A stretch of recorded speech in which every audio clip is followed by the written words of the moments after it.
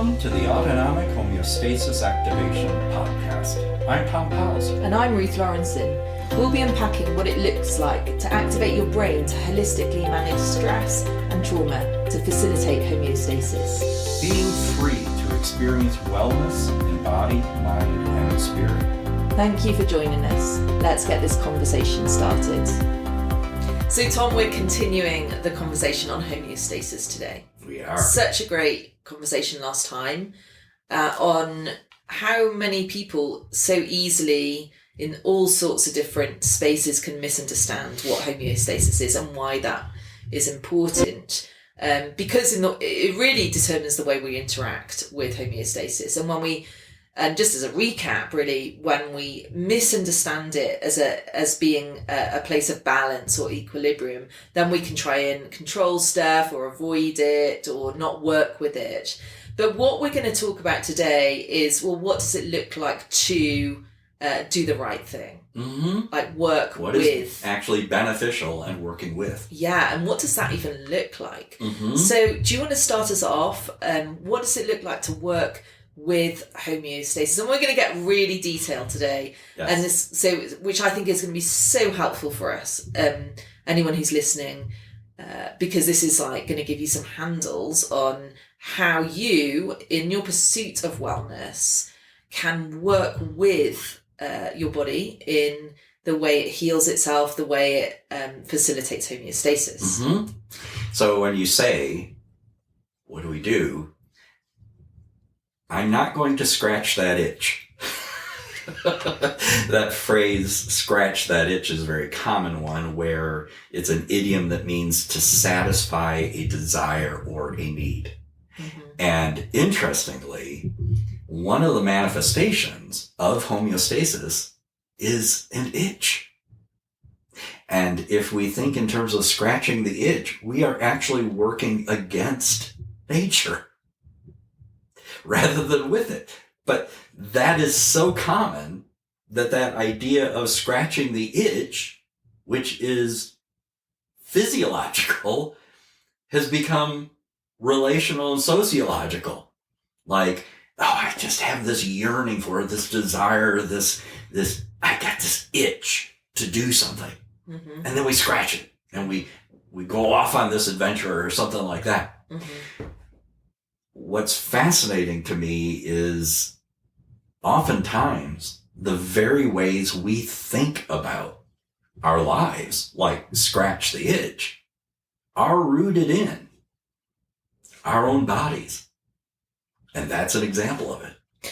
Yeah, so one of the things, so let's just talk about because I mean, obviously scratching the itch is, can be applied to many different things, but let's talk about it in terms of what happens somatically, literally within our bodies, because, and then we can pull that thread to all the other things. So in your therapy, autonomic homeostasis activation, where you are helping clients activate their brains to facilitate homeostasis, which is a fascinating and brilliant somatic intervention that you do. One of the ways you can see homeostasis, and this happens time and time, it's like almost like every single time. It's the one thing that each person, the manifestation of the involuntary neurobiological activity is across the map. Two people will have very different. Each one is very individual. But the one thing I have seen in every single AHA session, to some degree or another, is an itch. Okay, and how many sessions? Over 1,800. Okay. So this is saying something right now. Mm-hmm. That's why I asked you how many, because and there's a few other therapists there that you've trained too, and they would probably say the same thing. So you see in a session where, we're not going to go into the ins and outs of a session right now, but in a session where homeostasis, the brain's activated to engage with homeostasis, you see people manifest itching. Yep. To one degree or another, it's always present. Pain may or may not. All sorts of other things. But itch. Temperature is another one. Temperature is another thing. all sorts of different manifestations, but itch is the one factor that I've seen in every single one, to some degree or another. And so what we're saying with this is that what you would say is that an itch is a sign that your body is healing itself. Absolutely. Yeah. So talk and it is the most common one. Okay, so talk more about that. Yes. Help us understand. So let's take the 30,000 foot view first. Yeah. And then we'll zero in on Okay. that. Okay. So whether viewed from a holistic perspective, in other words, body, mind, and spirit, everything is connected, or disparate neurobiological systems like the heart. And there are specialists in the heart, and there are people who are specialists in the kidney, and that sort of thing. So whether viewed holistically and it's all functioning together and interacting together, or we're dealing with individual little pieces, the goal of any restorative intervention is remediation of dysfunctional conditions. In other words, remediation, restoring to proper function the dysfunctional conditions. As George Billman, who is the former field editor for the Journal of Physiology, I love to quote him, the disruption of homeostatic mechanisms is what leads to disease. And effective therapy must be directed toward reestablishing these homeostatic conditions. And then he says, working with rather than against nature. Now, why would an editor for the Journal of Physiology be having to emphasize working with rather than against nature when physiology itself is nature, human nature, and a part of our nature? It's because that's gotten lost. It's because we've developed as a human species, a more mechanistic perspective on the human body itself. And it's these mechanisms of this and that, and we can do things to this mechanism or that mechanism. Mm-hmm. And then we think we're doing good, but we may actually be working against nature, not with it. Mm-hmm. And this is where the itch comes in. Because, and I led off with that idea of scratch that itch, mm-hmm. because that's what human beings do. When you have an itch, what's your immediate inclination to do? Scratch it. Yes. Mm-hmm. Why? Because it's uncomfortable. There is a measure of discomfort in the itch. We don't like it. And we want to scratch that itch. Mm-hmm. We want to relieve that desire or need rooted in, I don't want to feel uncomfortable. I don't like the discomfort, and I want to gratify and ease that. The problem is, in the majority of cases, and where there isn't some toxic or caustic substance negatively affecting the skin barrier, the epidermal barrier, mm-hmm. that itch is more than likely a manifestation of homeostasis. So what you're saying is that there are, like you said, that if something's happening to the skin, would you say the toxic, caustic? Yeah. If there's like something negatively affecting the epidermal barrier, yeah, there may well be like poison ivy. It itches, and it's disrupting. But if there isn't that in place and you are itching, you're scratching the itch. Yeah, more than likely, what is happening is disrupting homeostasis. You're working against the natural healing of your body. Mm-hmm. There is a Sonoko Takahashi, homeostatic pruning and activity of epidermal nerves are dysregulated in barrier-impaired skin during chronic itch development. In other words, when homeostatic pruning, and reference some earlier conversations that we'd had about homeostatic pruning, when information is being communicated, whether that is in the epidermal layer and the neurons that are operational there or deeper within the body. When homeostatic pruning occurs, we experience an itch. The glial cells digest the synaptic connections so that information that passes from one neuron to another neuron doesn't pass anymore. Mm-hmm. Whatever that information is. When that homeostatic pruning occurs, you experience an itch. But we are uncomfortable with itch, and we want to relieve that itch, so we scratch it. By scratching the itch, we override with a stronger sensation in those nerves. We override the itch and disrupt the pruning. That's why I don't scratch the itch.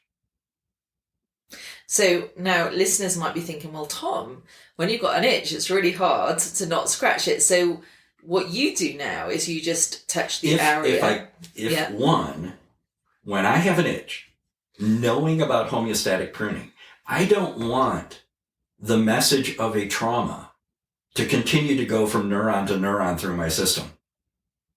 And I know that when I have an itch, that my brain's probably doing some homeostatic pruning, interrupting the junction synaptics, and I want it to do that. Now, I don't like it. Do I like itches? No, I don't. But I appreciate them for the healing that is occurring. And so I will observe it. If in observing and interpreting it in my mind, that is homeostatic pruning, and I don't want that message to go through, I'll appreciate the discomfort of it.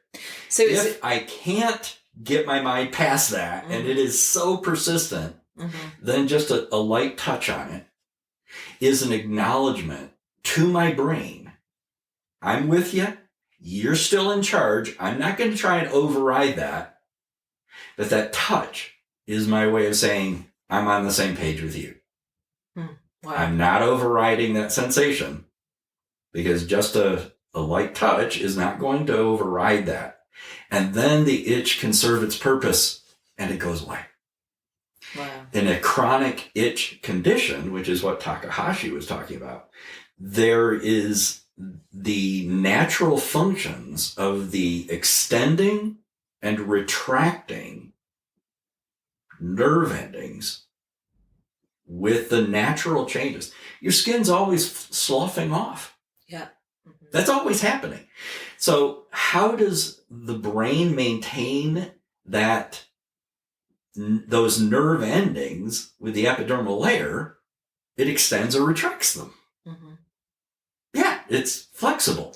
And so this is so helpful in terms of working with nature, working with our body, because the climate, the culture, whatever you want to call it, that we're in, with wellness and medicine and health, doesn't really tout this. In fact, it does do the opposite. It's like, there's anti-itch cream or, we're told to try and get rid of, a lot of medicine, for example, we try and get rid of symptoms. Whereas what you're saying really in your observation with homeostasis is that at least with the itch, this symptom that we could see as like really annoying, or why have I got an itch, or I want to scratch it, or I want to put a lotion on, or whatever it is, actually, if we're going to work with nature, with our bodies,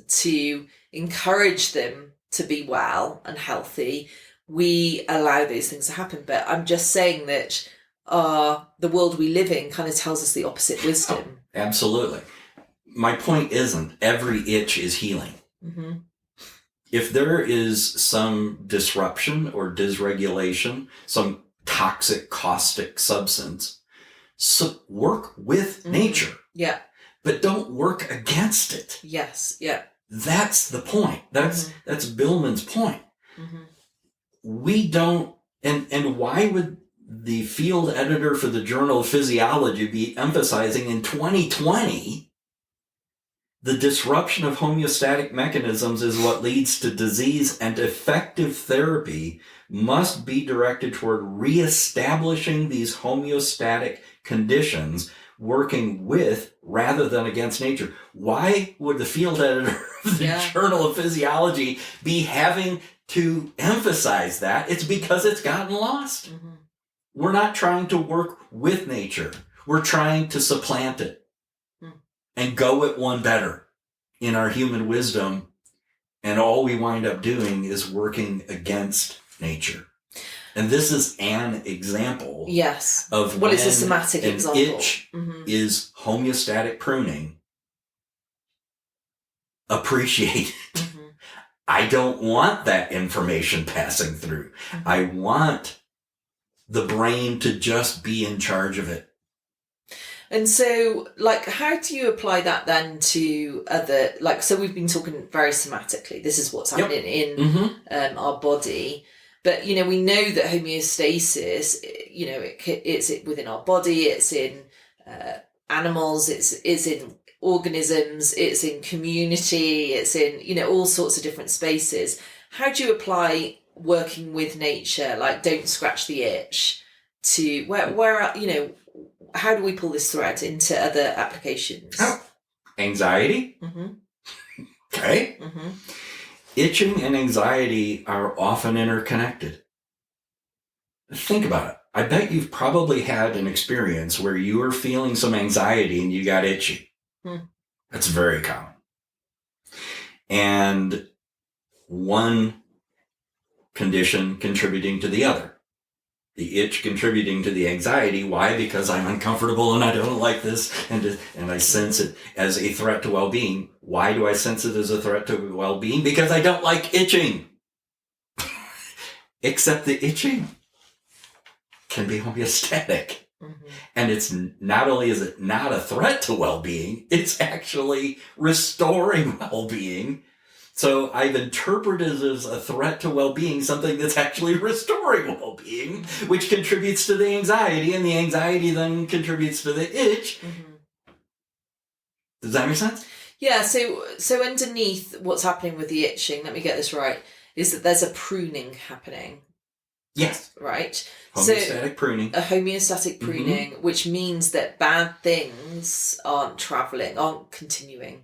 Yep.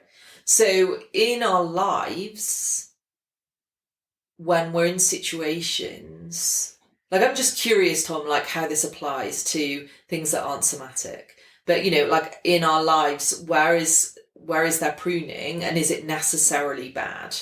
When, for example, I don't know, when we shed different things in our lives, whether that's friendships or people, or how does this apply? How can we understand, sometimes understanding that this is part of our evolution, our homeostasis evolution is in community or in work or in career, there's so much going on right now in our world. There's a lot of people from the federal government who are looking for jobs, for example.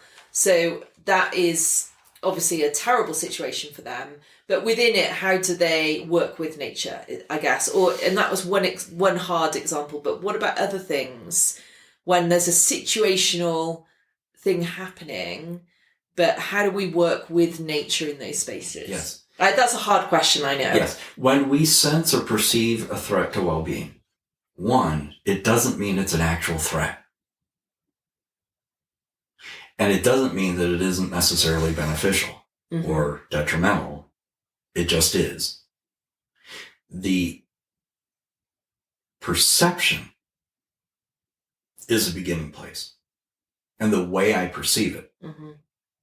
Two, just because something is uncomfortable and I don't like it doesn't mean it is inherently unhealthy or negative. How many athletes? No pain, no gain? Mm-hmm. Right. So I think in life, what we're saying is, I guess, pause about your perceptions. If something, some things are bad. that are Some happening. things are detrimental. Yes, some things are not helpful. But then in a situation that you might find yourself in, we jump to conclusions very quickly, don't we? We go, oh my God, I mean, certainly me, because one of my perceptions is this is bad. But, it's like, oh, this is awful. But actually to pause and go, hang on a minute, is this detrimental? Or even if it is detrimental, how can it become beneficial? Mm-hmm. Don't scratch the itch. Don't scratch the itch. And that is a lot of the scratching the itch can be maladaptive ways of coping, kind of numbing. And even becoming obsessed about it. Yeah. Whereas it's like, okay, where either is this beneficial and not detrimental, or is it detrimental but can it become beneficial? Is that perception is working with nature. And so make an inherent assumption that homeostasis, the brain wants to engage in it. It wants to restore normal function. How can I work with that? Mm-hmm. This would be an example. Mm-hmm. Yeah. Or we can get into the gratification and I just want to feel good.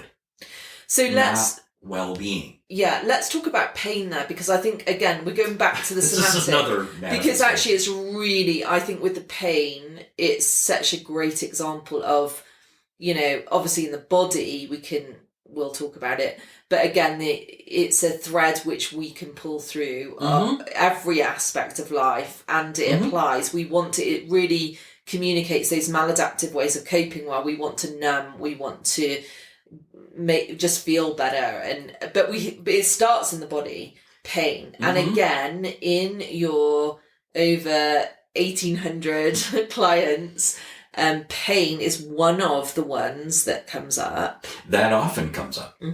And people inherently, we've been taught, one, pain means something is going wrong. And two, I don't like it.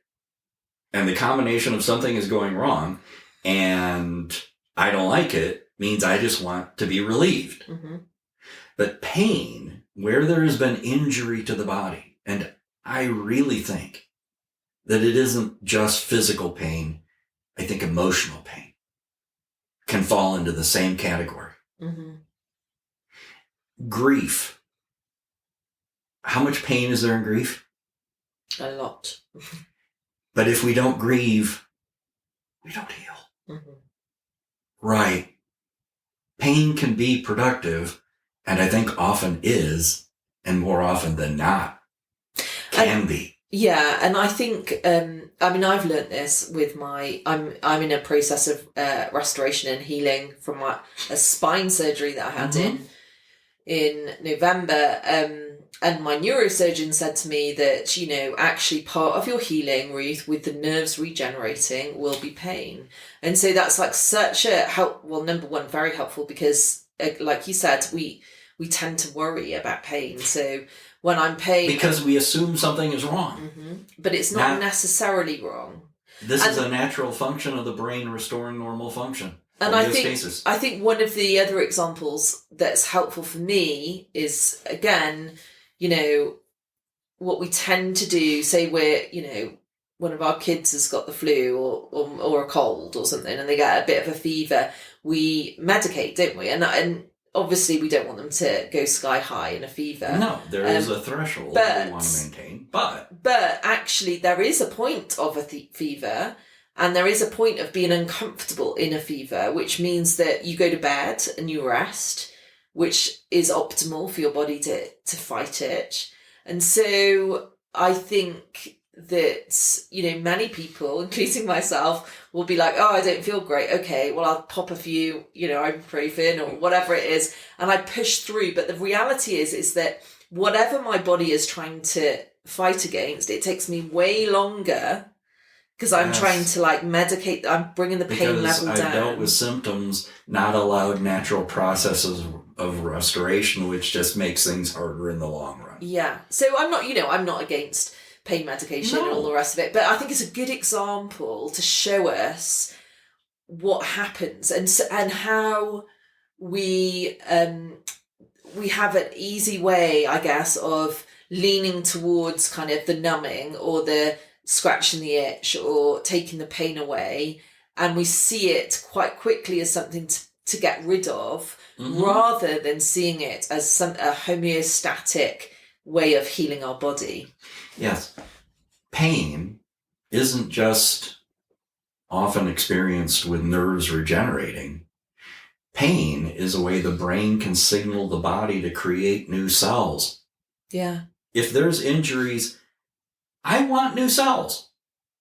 Now, I may have a dispute with my brain. I want you to create new cells without sending the pain signal, and my brain's going to say, can't happen, doesn't happen.